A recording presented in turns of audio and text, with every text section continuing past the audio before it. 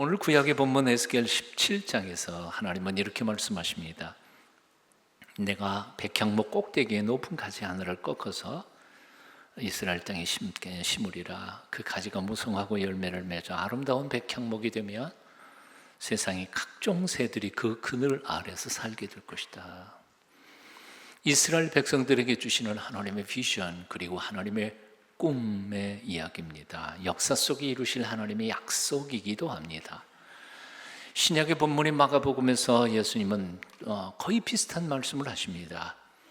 하나님의 나라는 겨자씨 하나 같으니 땅에 심길 때는 아주 작은 것이지만 심기면 모든 풀보다 훨씬 더 큰 나무가 되어서 공중의 새들이 와서 그 그늘에 다 깃들여 살게 되느니라.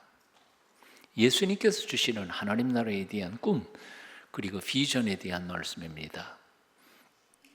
오늘 이 구약과 신약에 나타나는 두 가지 꿈 속에 담겨져 있는 세 가지 공통점이 있습니다. 첫째는 시작은 미약하지만 나중은 창대하게 될 것이라는 축복의 말씀입니다.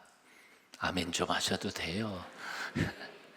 시작은 미약하지만 나중에는 창대하게 될 것이다 하는 축복의 꿈에 대한 이야기입니다. 두 번째는 하나로 시작하지만 그 하나 때문에 수많은 사람들이 행복해질 것이다 라는 축복의 약속의 꿈 이야기이기도 합니다. 하나로 시작되지만 별 볼 일 없는 한 사람의 헌신과 땀방울과 기도가 수많은 사람들을 행복하게 만들 것이다 하는 이야기입니다. 세 번째는 하나님은 당신의 백성들에게 꿈을 주시고 그리고 그 꿈을 이루어 가시는 역사의 주인이시라는 점입니다. 이 세 가지가 굉장히 중요합니다. 오늘 에스겔서 17장 24절 마지막은 이렇게 기록하고 있습니다. 한번 따라해 보시죠. 나 여호와는 말하고 이루느니라 하라. 예. 명령, 에스겔 선지자에게 명령한 게 이겁니다. 나는 누구냐? 나는 말하는 하나님, 꿈을 주는 하나님, 그리고 그것을 이루는 하나님이라고 너 나아가서 이스라엘 민족에게 선포해 라고 명령하신 것입니다. 꿈꾸게 하시는 하나님, 그리고 꿈을 이루도록 역사하시는 하나님, 우리 하나님이십니다. 창세기부터 요한계시록까지 읽어보십시오. 다 꿈 얘기입니다. 비전에 대한 이야기입니다. 오늘의 현실이 아무리 힘들고 어려워도 천지를 아름답게 지으신 창조주 하나님 안에서 우리는 새로운 역사를 이어갈 수, 개척할 수 있다는 꿈에 대한 이야기, 비전에 대한 이야기가 성경 이야기입니다. 하나님은 택한 자들에게 꿈, 비전을 주시는 꿈의 하나님이라는 사실입니다. 성경에 나오는 위대한 사람들은 모두 다 한결같이 위대한 꿈을 꾸는 사람들이었습니다. 노아는 100년 뒤에 일어날 일을 내다보며 꿈을 꾼 꿈의 사람이었습니다. 아브라함은 400년 뒤에 후손들에게 주실 하나님의 약속하신 가나안 땅을 꿈꾸던 사람이었습니다. 요셉은 꿈 때문에 형님들에게 미움을 받았고 꿈 때문에 억울한 누명을 쓰고 고생을 했지만 그러나 바로 그 꿈 때문에 총리 대신이 된 사람이었습니다. 다윗은 사울의 포악한 학정 아래에서도 오직 하나님의 의로운 통치의 나라 메시아 왕국을 꿈꾸었습니다. 예레미야는 망해가는 조국 나라 70년 뒤에 회복해 주실 하나님의 구원의 능력을 꿈꾸고 있었습니다. 에스겔은 해골 골짜기에서 다시 살아나는 민족의 역사, 조국 이스라엘의 나라를 꿈꾸었습니다. 세례 요한은 세례를 받으러 나오시는 예수님의 머리 위에 펼쳐지고 세워져가는 하나님의 왕국을 꿈꾸었고, 사도 바울은 하나님의 나라가 확장되는 것을 믿음의 눈으로 바라보며 소아시아, 마게도니아, 온 유대와 로마까지 달려갈 수 있었습니다. 사도 요한은 비록 영어의 몸으로 반모습에 갇히지만 환상으로 그 영광스러운 나라가 완성되어 가는 것을 바라보며 계시록을 쓸 수 있었습니다.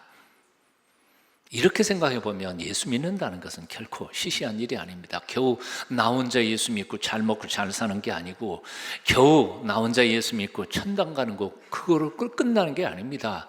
역사와 관계가 있고 온 세상과 관계가 있습니다. 온 세상을 마음에 품고 사는, 온 세상이 나로 말미암아 복받게 되리라는 위대한 꿈을 꾸고 살아가는 아브라함의 믿음의 후손들이 되는 것입니다. 이 꿈 앞에서 오늘 우리는 우리 자신에게 물어봐야 합니다. 왜 사십니까? 왜 사는 거예요 도대체? 왜 예수 믿는 거예요? 예수님을 믿는 이유가 뭐예요? 무엇을 위해서 남은 삶을 뛰고 달리고 헌신하고 돈을 투자할 것입니까? 정직하게 삶의 목적과 이유를 한 번 더 물어보고 결단하는 이 시간 되시기를 축원합니다. 잠언 29장 18절을 말씀합니다. 묵시가 없으면 백성이 방자히 행하느니라. 다른 성경에서는 이 말씀을 다음과 같이 풀었습니다. 꿈이 없는 백성은 망할 수밖에 없다. 꿈이 없는 백성은 망할 수밖에 없습니다. 어떤 이들은 꿈이 밥 먹여주냐 비웃습니다. 그렇습니다. 꿈은 당장 우리에게 밥 한 것 주지 않습니다. 그러나 분명한 것은 꿈이 없는 사람, 꿈이 없는 교회, 꿈이 없는 민족에게는 결코 영광된 미래가 없다는 사실입니다. 이런 이유 때문에 일제 압박기에 애국 지사들은 목숨을 다 바쳐서 꿈을 꾸었습니다. 애국에 대한, 독립에 대한 꿈을 꾸었습니다. 그 꿈을 지키려고, 이루려고 목숨을 걸고 뛰고 달렸습니다. 일제 침략자들은 그 꿈을 빼앗기 위해서 수단 방법을 가리지 않았습니다. 이름도 뺐고 언어도 뺐고 머릿속에 생각하고 있는 꿈까지 빼앗으려고 했던 자들이었습니다. 그러므로 꿈을 꾸고 꿈을 간직하고 꿈을 이루기 위하여 피땀을 흘리는 것은 일종의 전쟁입니다. 전쟁입니다. 우리의 내일을 걸고 미래를 걸고 싸우는 중요한 현실적 싸움입니다. 별 볼 일 없는 것 같죠? 꿈, 비전, 우리의 미래예요. 포기하면 안 됩니다.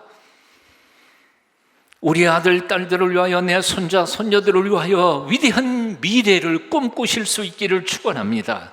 하나님께서 주시는 성경 속에 나타나는 위대한 꿈들을 아무에게도 빼앗기지 않기 위하여 힘써 지켜가는 하나님의 사람들이 되시기를 축원합니다. 잠언 29장 18절에 나오는 묵시라고 하는 단어는 히브리어로 카존이라고 합니다.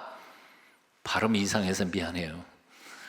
거기는 이 목소리에서부터 나오는 가래침 뱉는 소리가 나오는 것이라 카존입니다. 카존. 이 카존은 꿈이란 뜻, 비전이란 뜻, 계시라는 뜻, 예언, 묵시, 환상이라는 뜻입니다. 이 카존이라고 하는 것은 사람들이 제 원하는 대로 꾸는 제 꿈이 아닙니다. 바라는 바람이 아닙니다. 이것은 철저히 하나님께서 부어주시는 환상이고 계시입니다. 그것도 열린 심령으로 하나님의 뜻을 이루기 위해 열망하는 사람들에게 부어주시는 하나님의 위대한 계시, 묵상입니다. 이 하존은 전능하신 하나님이 주시는 것이기 때문에 눈앞에 보이는 현실적인 아픔과 환경에 전혀 구애되지 않습니다. 그 꿈을 보는 사람의 능력이나 그가 가진 것에도 매이지 않습니다. 형편없어도 상관없습니다. 왜냐하면 그 꿈을 이루시는 분은 권능을 가지고 그에게 꿈을 주시는 전능하신 하나님이시기 때문에 그렇습니다. 그래서 이 하존이 임할 때 백성들은 힘을 얻습니다. 교회는 살아납니다. 민족은 부흥합니다. 그러나 이 묵시, 이 꿈이 흐려질 때 교회는 생명력을 잃어버립니다. 성도들은 믿음을 잃고 세상과 짝하며 타락하기 시작합니다. 교회의 지도자들은 인간적인 생각으로 교회를 엉뚱한 곳으로 이끌어가게 됩니다. 꿈이 없으면 백성이 망하는 게 사실입니다. 오늘날 현재 대한민국은 경제가 문제라고 말합니다. 하지만 사실은 돈이 먼저가 아니라 꿈 없는 게, 희망 없는 게 문제입니다. 돈이 없어 망하는 게 아니라 꿈이 없어 망합니다. 진짜 꿈, 위대한 꿈이 없어서 망합니다. 오늘날 한국 교회 안에 이 꿈의 전쟁이 일어나고 있습니다.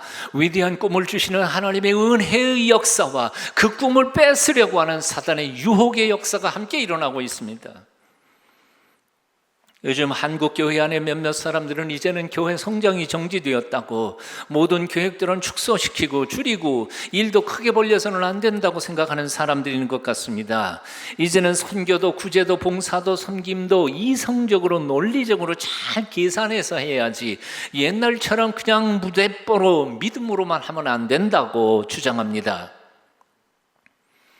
어떤 분들이 제가 서울노회장이 돼서 서울노회 개혁을 하니까 무조건 조직 없애고 사업 다 줄이는 줄 압니다. 아니요, 거꾸로입니다. 비본질적인 것은 다 없애버립니다. 하나님이 원치 않는 사업들은 다 예산 줄입니다.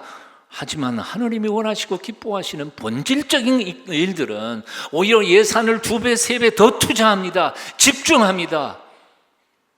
더 강력하게 추진합니다. 이것이 개혁이죠. 개혁은 무조건 줄이고 안 하는 게 개혁이 아니에요. 사단이 얼마나 간교한지요. 그럴듯한 인간의 논리로 교인들의 마음속에서 믿음을 흔들어 놓고 있습니다. 꿈을 빼앗아가고 있습니다. 용기를 꺾고 있습니다. 교인들의 눈을 가리어서 전능하신 하나님을 바라보지 못하게 하고 연약한 자신과 어려운 현실만을 돌아보며 주저앉아 버리게 만듭니다. 너무 어려운 일은 벌리지 말라고 유혹합니다. 그러나 여러분, 곰곰이 생각해 보십시오. 1970년대 한국교회를 부흥케 하셨던 하나님은 지금 돌아가셨습니까? 확실히 얘기해 봐요. 100년 전 이 불모지에 이 땅에 파란 눈의 선교사 몇 분을 보내주셔서 이런 엄청난 기적을 행하신 하나님께서 21세기에는 무능하신 하나님이 되셨습니까? 그럴 리가요. 언제 예수님께서 그 머리 좋은 빌립의 수학적 계산을 통해서 오병이어의 기적을 행하셨습니까? 언제 이스라엘 백성들이 광야에서 농사지어서 먹고 살았습니까? 언제 다윗이 칼싸움에서 골리앗을 이겼습니까? 언제부터 한국 교회가 전능하신 하나님의 능력은 포기해버리고 자신들의 돈과 재주와 실력으로 주님의 일을 하게 되었습니까? 언제부터 우리가 선교나 전도나 구제나 하나님의 일들을 돈 쌓아놓고 시작했습니까? 사단에게 속지 말아야 합니다. 하나님이 우리를 향하여 주신 위대한 꿈들을 빼앗아 가려는 사탄의 속임수에 넘어가지 말아야 할 것입니다. 사실 돌이켜보면 우리의 선배들이 신앙생활을 할 때에 비하면 우리는 엄청나게 부자입니다. 엄청나게 부자예요. 생각해 보세요. 60여 년 전 이 땅에 조 옆에 천막을 쳐놓고 6.25 전쟁통에 우리의 선배들은 교회를 개척했습니다. 그때 그들이 가진 게 뭐가 있어요? 이북에서 피난 와서 먹을 것도 없는데. 지금은 조그만 거 건축 30억 건축한다고 하는데 20억 현금이 들어와 있어요. 이렇게 놓고도 일을 못해요? 아니 10여 년 전에 이 교회, 아니 20년 전이네요. 15년, 17년이니까요. 이 교회 맨 처음에 건축을 시작할 때 돈 쌓아놓고 시작한 줄 아세요? 돈 없었어요. 없었어요. 지금 엄청나게 부자예요, 동순교회.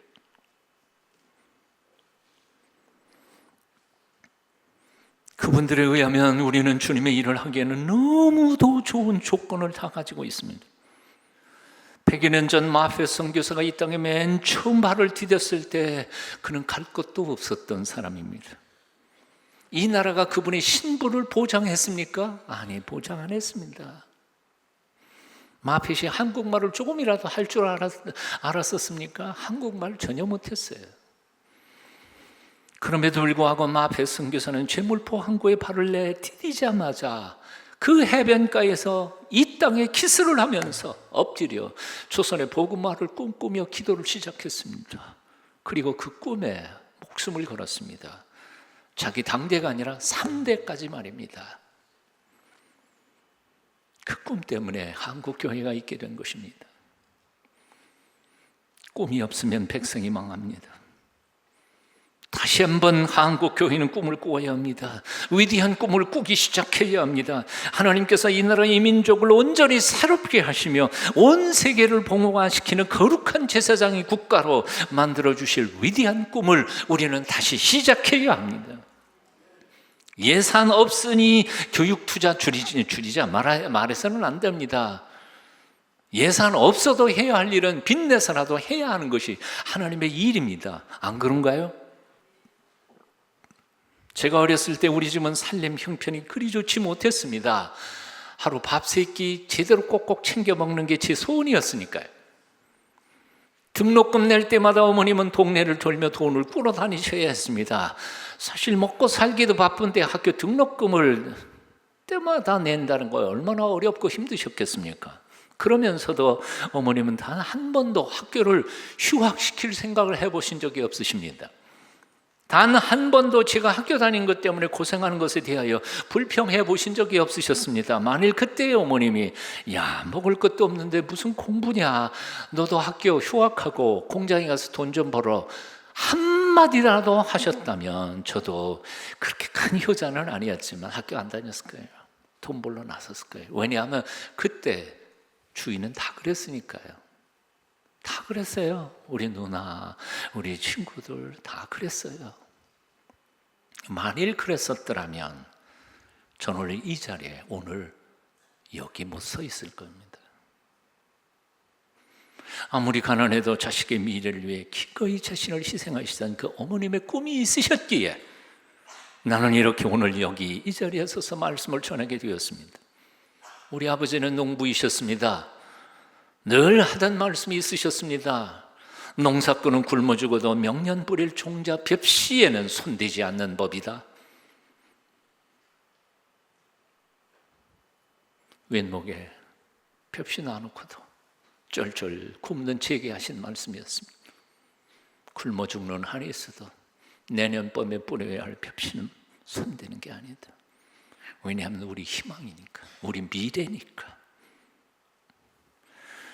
교회는 내일의 일꾼들을 키우기 위해서라면 별리돈이라도 내야 합니다. 천하보다 귀한 영혼을 구원해내기 위해서라면 교회라도 다시 지을 계획을, 그런 꿈을 가질 수 있어야 합니다.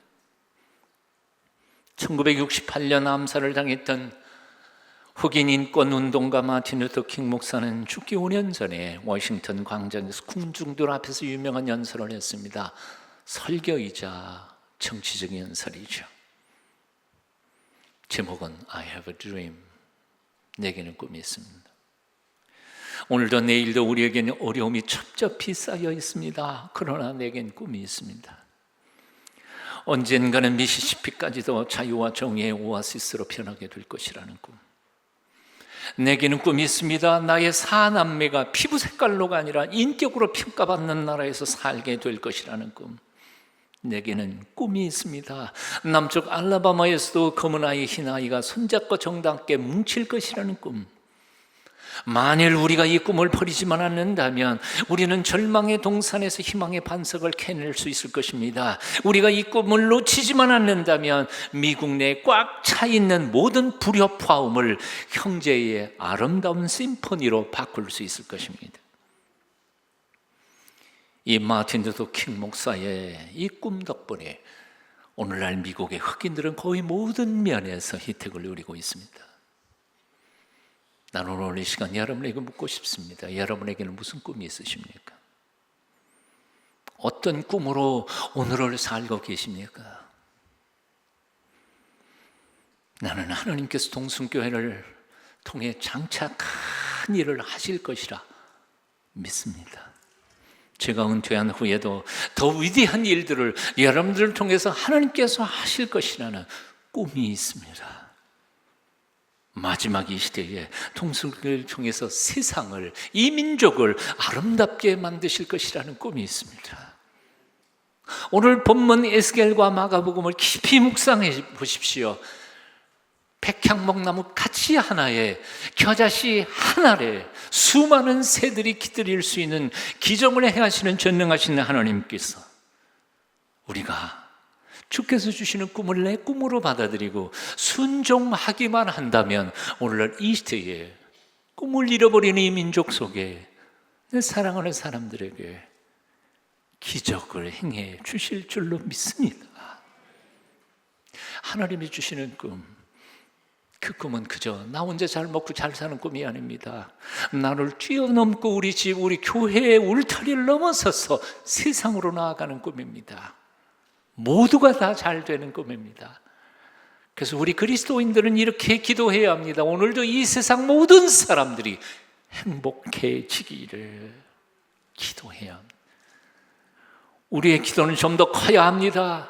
세상을 가슴에 품어야 합니다. 생각을 키워야 합니다.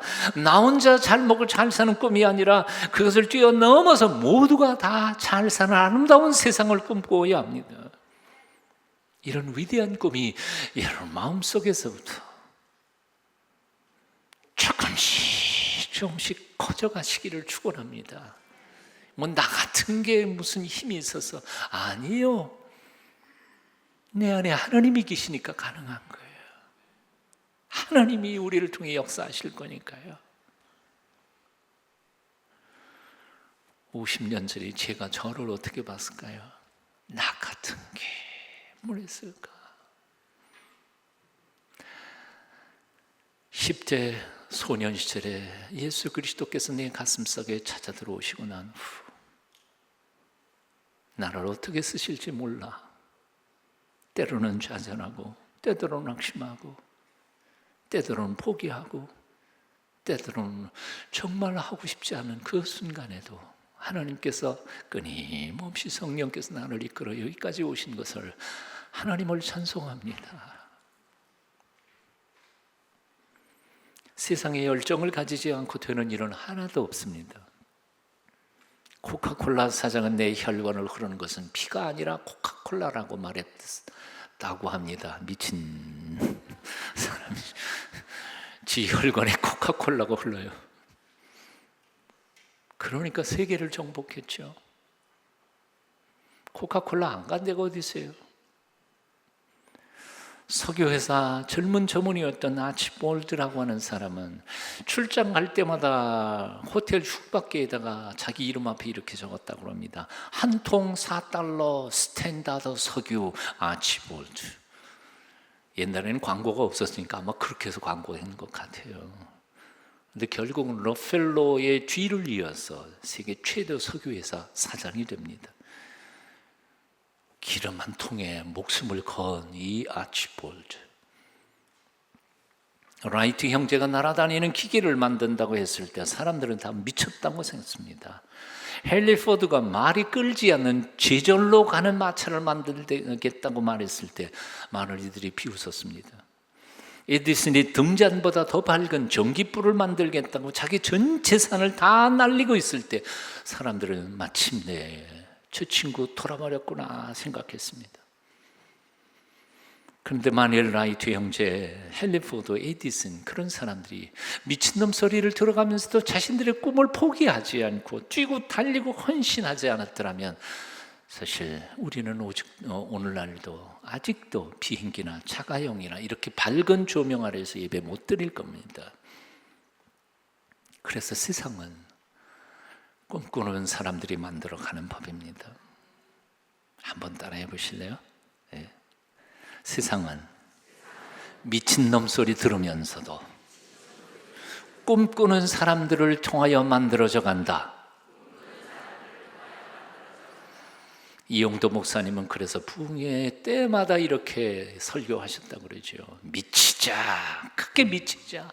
예수에게 온전히 미치는 것만이 우리 신앙인들의 궁극적인 목표다. 옆에 있는 사람 얼굴 쳐다보시면서 네, 미칩시다.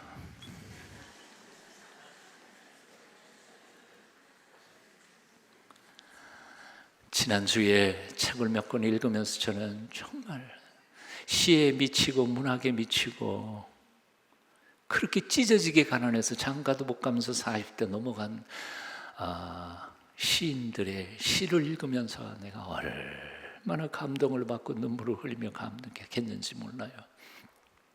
연탄길 있잖아요. 그렇게 고통스럽고 어렵게 살아가면서 이 세상에 살고 있는 따뜻한 사람들의 이야기를 발굴해내서 몽땅 다 싫어하네요. 글을 쓴데 얼마나 감동을 받았는지 몰라요. 그런 미친 사람들이 있으니까 세상은 조금이라도 아름다운 것 같아요. 죽을 줄 알면서도 불길 속으로 뛰어들어가는 그 미친 소방관들이 있으니까 우리가 안전하게 지켜가고 있는 것 아니겠어요? 그런데 요즘에는 예수를 믿어도 너무 똑똑해요. 미친 사람들이 별로 없어요. 그래서 계산을 얼마나 정확하게 하는지 희망이 안 보여요. 진지하게 옆에 있는 사람한테 이렇게 정색으로만 하세요. 예수님께 철저하게 미치십시다. 겁먹어서 못해요. 약 20년 전에 우리 교회 거의 모든 성도들이 보라몬이라고 하는 곳으로 여름 수련회, 전교인 수련을 떠났습니다. 아마 갔다 오신 분들은 그 멋있었던 장면을 못 잊을 거예요. 그 후로도 계속해서 여름 수련회 가자 그런데 이제는 숫자가 너무 많아져서 갈 수가 없어요. 갈 데가 없어요. 이 인원을 수용할 만한 데가. 영아부부터 시작해서 영아부, 유치부, 어린이부, 청소년부, 청년부, 할아버지, 할머니 몽땅 다 한 1200명 정도가 그때 일주일 동안 수련을 했습니다. 그때의 수련의 주제가 뭔지 아세요? 오늘 말씀의 제목입니다. 꿈꾸는 사람들. 우리 동순교회 역사 최초로 꿈꾸는 사람들, 꿈꾸는 축제를 한번 벌려봤어요. 근데 그때부터 우리가 꿈을 꿨습니다. 지금 동순교회 이 공동체는 그때 꿈을 꾸었던 우리 선배들과 수많은 신앙인들의 꿈의 열매로 이 교회가 이렇게 지금 공동체가 이루어졌습니다. 제가 질문 하나 해볼까요? 지난 주일날 집에 가서 잘 쉬고 놀고 오다가 이번 주일날 아침에 딱 눈 뜨고 교회 와봤더니 교회가 갑자기 지난주에는 없었는데 딱 생겼어요. 말이 돼요? 말이 될 리가 없어요. 15년 전까지만 해도 이 교회, 이 예배, 이 아름다운 예배당은 이 땅에 여기에 존재하지 않았어요. 2005년에 우리가 헌당 예배를 드렸으니까요. 전에는 없었어요. 우리는 지금 다양히 교회 땅이라고 밟고 다니고 있는 그 땅들의 거의 대부분이 남의 땅이었어요. 병원 건물 땅이고 여기 변호사님들 집이고 우리가 예배당을 맨 처음 지으려고 했을 때 돈 거의 없었어요. 2005년 헌당 예배 때 제가 고민한 게 있었어요. 우리 장로님들하고도 그 얘기를 했지만 와 갑자기 우리 옛날 예배당이 저기 옆에 있잖아요. 거기서 우리가 예배를 드렸으니까 그러던 사람들이 이렇게 큰 예배당에 갑자기 들어왔어요. 그래서 제가 처음 고민한 게 뭐지요? 와, 이 큰 예배당을 뭘로 채워? 나만 죽게 생겼네. 그래서 예배를 하나를 없앴나 어쩌나 그런 걸 당해서 의논을 했어요. 중고등부, 어린이부 다 함께 예배를 드리면 딱 맞겠다. 그때 숫자로 그랬거든요. 그런데 몇 년 지나지 않아서 이제는 여러분 교제 공간도 부족하고 이것도 부족하고 교육 공간도 부족하니까 할 수 없이 이번에 건물을 또 하나 생각하게 된 것 아니에요. 세상에 저절로 되는 일이란 아무것도 없습니다. 누군가는 꿈을 꾸었습니다. 그리고 누군가는 피땀 흘리며 헌신했습니다. 누군가는 십자가를 지고 그 십자가 위에서 죽으셔야 했습니다.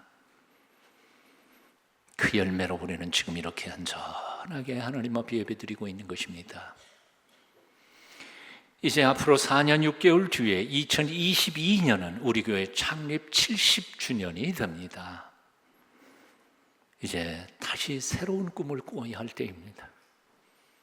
그간의 우리 교회 전통처럼 앞으로도 매년마다 5년 텀으로 교회가 본질적으로 무엇을 추구하는지에 대하여 본질에 대하여 강조합니다.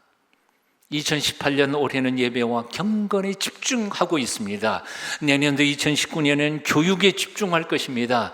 2020년에는 선교, 2021년에는 교제, 그리고 2022년 70주년 대회는 세상을 향하여 봉사에 집중할 것입니다.